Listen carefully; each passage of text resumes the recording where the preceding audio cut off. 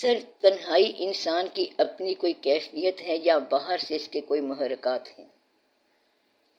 تنہائی باہر سے آتی ہے یا اندر سے آتی ہے؟ یہ ہر صورت میں آپ کی اپنی ہے، اور اندر کی تنہائی کو دور کرنے کے لیے کسی نے آنا نہیں ہے۔ تنہائی خیال کا نام ہے۔ اگر آپ کسی کو قبول نہ کریں تو تنہائی ہی تنہائی ہے۔ اور یہ کہ دو رہنے والے کو اجنبی نہیں کہتے، اور مسکرا کر ملنے کو دوست نہیں کہتے۔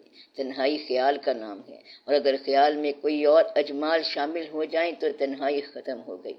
تو تنہائی پارٹیسپیشن ہے، شرکت ہے، اور وہ بھی کسی بندے کی یا خدا کی۔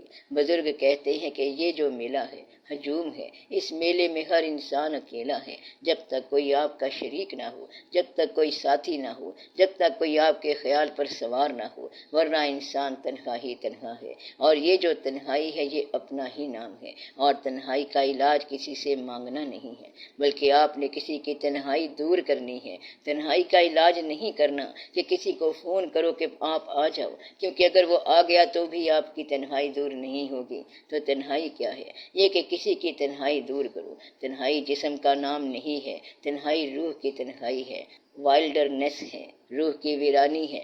آپ نے اسلام کو بالکل سمجھا نہیں ہے۔ اسلام یہاں کھڑا ہے جہاں ہم کھڑے ہیں، یعنی سفر کے دوران، اور اس کا جو محرک جذبہ ہے وہ 1400 سال پہلے کا ہے۔ تو پھر تنہائی کدھر سے آئے گی؟ تنہائی کہاں سے آئے گی؟ اس نے تو تنہائی کے اندر پہلے ہی محفل لگائی ہوئی ہے، کیونکہ کلمہ آپ وہاں سے لے رہے ہیں اور بیٹھے یہاں پر ہیں۔ تو تنہائی ہے ہی نہیں۔ یہاں کا، اس دنیا کا ماحول تنہا رہے گا، اور دل کا ماحول کبھی تنہا نہیں ہوگا۔ جس دل میں اللہ کی یاد ہے، اللہ کے محبوب پاک صلی اللہ علیہ وآلہ وسلم کی یاد ہے، قرآن کریم کی یاد ہے، اور اس آدمی کی یادداشت خراب ہو گئی جس کو مری ہوئی ماں یاد نہ آئی، تو روح کی ویرانی کب آتی ہے؟ یادوں کا ختم ہو جانا تنہائی ہے، اور یہ باہر سے نہیں آتی، اندر سے آتی ہے۔ جب آپ دل کے کٹھور ہو جائیں تو تنہائی آ جاتی ہے۔ کٹھور ہندی زبان کا لفظ ہے، اس کا مطلب ہے سخت۔ جب آپ دل کے سخت ہو جاؤ، جب آپ مطلب پرست ہو جاؤ تو تنہائی آ جائے گی۔ اللہ تعالیٰ نے فرمایا کہ جب تم میری یاد سے غافل ہو جاؤ گے تو پھر عذاب کی شکل کا نام تنہائی ہے۔ تو یہ راز ہے۔ اللہ نے اور بھی کہا ہے کہ میری یاد سے غافل ہوگے تو سکون نہیں ملے گا، تو سکون نہ ہو تو تنہائی ہوتی ہے۔ تو اللہ نے کہا ہے کہ نہیں پاؤ گے سکون مگر اللہ کی یاد میں۔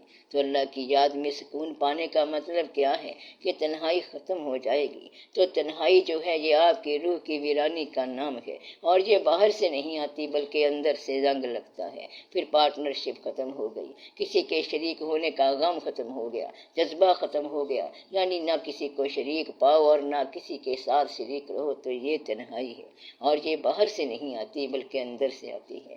آپ جا کر کسی محفل میں بیٹھ جائیں، اور جب آپ نے کسی سے بات ہی نہیں کرنی تو پھر خود بخود تنہائی آئے گی۔ اور اگر کوئی کسی کو یاد کر رہا ہے کہ کسی کا خط آیا ہے اور اس نے خط میں لکھا ہے کہ آپ نے میرے خط کا جواب نہیں دیا، اور ہے بھی پیار بھرا خط، کہاں سے اس نے لکھا اور کہاں پر بیٹھ کر اس نے لکھا، آپ کو یاد کر رہا ہے، تو ایسے میں تنہائی نہیں ہوگی۔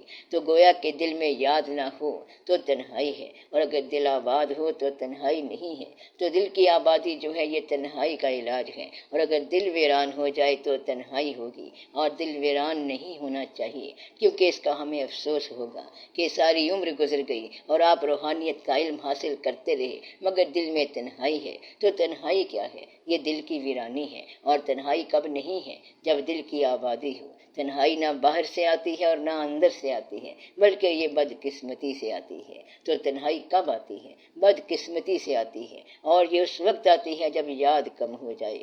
صحرا کے جاننے والے جانتے ہیں، مثلاً تھل کا علاقہ ہو کہ ریگستان کی رات ہو اور بندہ اکیلا ہو، بس اس سے زیادہ کوئی تنہائی نہیں ہے۔ تو یہ لکے کی رات ہے، بس اس سے بڑی رات کوئی نہیں ہے جہاں انسان کو اس کی اپنی آواز بھی ڈرا دیتی ہے۔ اور ایسے ہوتا ہے۔ فقراء کہتے ہیں کہ قبر میں بھی تنہائی نہیں ہوتی، رونقیں، میلے، سارے بزرگ وہاں آتے ہیں، وہاں سب تیار ہیں، ہم ان کو یاد نہیں کرتے، بلکہ کمال کی بات ہے جو آپ کو سمجھ نہیں آ رہی۔ آدھی زندگی میں آپ کے مانوس، آپ کے پاس رہنے والے چہرے، آپ کے محبوب رہنے والے چہرے سب وہاں رہتے ہیں۔ آپ کے ابا حضور بھی چلے گئے، پیر صاحب بھی چلے گئے، پرانے کلاس فیلو اور دوست بھی چلے گئے۔ غم دوستوں کے فوت کا اور ان کی جوانہ موت کا، یہ دیکھ شیشے میں میرے ان حسرتوں کا خون ہے۔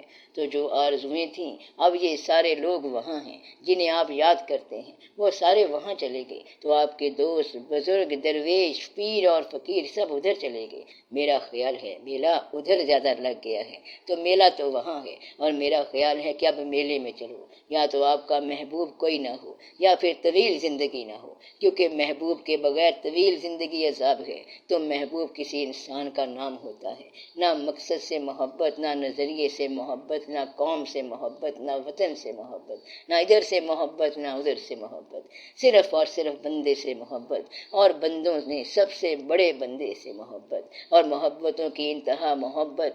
الصلاۃ والسلام علیک یا رسول اللہ صلی اللہ علیہ وآلہ وسلم۔ بس محبت یہ ہے۔ تو محبت کس سے ہونی چاہیے؟ اللہ کریم اور اللہ کے حبیب پاک صلی اللہ علیہ وآلہ وسلم سے ہونی چاہیے۔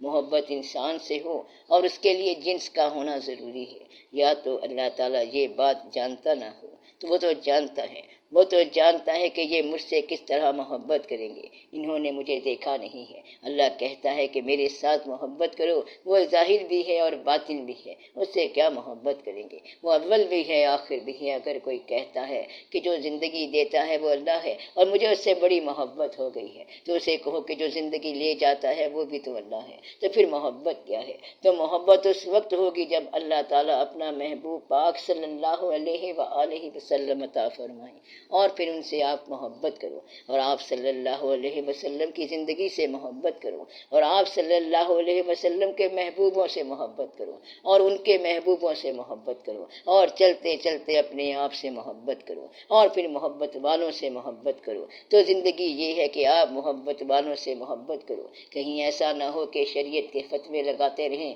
کہ انصاف کرو، پھر کسی کو مارو اور اسے بتاؤ کہ قبر کا عذاب مرنے کے بعد کیا ہوگا۔ کتابوں میں کیا کچھ لکھا ہے، ایسی کتابوں کا نام یہ بنتا ہے کہ اگر اللہ معاف نہ کرے تو کیا ہوگا، اور اگر اللہ معاف کر دے تو پھر کیا ہوگا۔ تو کیا اللہ معاف نہیں کرتا؟ اگر اللہ چاہے تو کافروں کو معاف کر دے، کیا آپ اسے روک سکتے ہیں؟ جنت میں بھی یہ لوگ فساد مچائیں گے کہ یا اللہ وہ شخص جنت میں کیسے آیا ہے۔ اللہ کہے گا کہ تیرے پاس آیا ہے، تو وہ کہے گا کہ ہم ایسی جنت میں نہیں رہیں گے، تو اللہ نے کہنا ہے کہ تو دوزخ میں چلا جا۔ اللہ تعالیٰ فرماتا ہے کہ میں تو اس سے راضی ہوں، لیکن انسان نے ناراض ہو جانا ہے۔ کوئی شخص جو کسی انسان کے ساتھ رنجش رکھتا ہے وہ برباد ہو گیا۔ جنت کس کو کہتے ہیں؟ کسی انسان کے ساتھ اناد نہ رکھنا ہی جنت ہے۔ ہر ایک پر راضی رہنا، وہ جو چوری کر کے لے گیا ہے اس پر بھی راضی رہنا، جو مال لے گیا اس پر بھی راضی رہنا۔ آپ جس سے نفرت رکھتے ہیں ہو سکتا ہے کہ وہ آدمی وہاں پر پہلے بیٹھا ہو، پھر تو آپ کی جنت رہ جائے گی۔ آپ نے اللہ کریم سے کہنا ہے کہ اس کو نکال، تو اس نے اسے نکالنا نہیں ہے۔ اس لیے بہتر یہ ہے کہ آپ راضی رہنے کی کیفیت میں آ جائیں، اور جنت اسی کیفیت کا نام ہے، اور جھگڑے کا نام دوزخ ہے۔ جو لوگ گھروں میں جھگڑے کرتے ہیں وہ توبہ کریں۔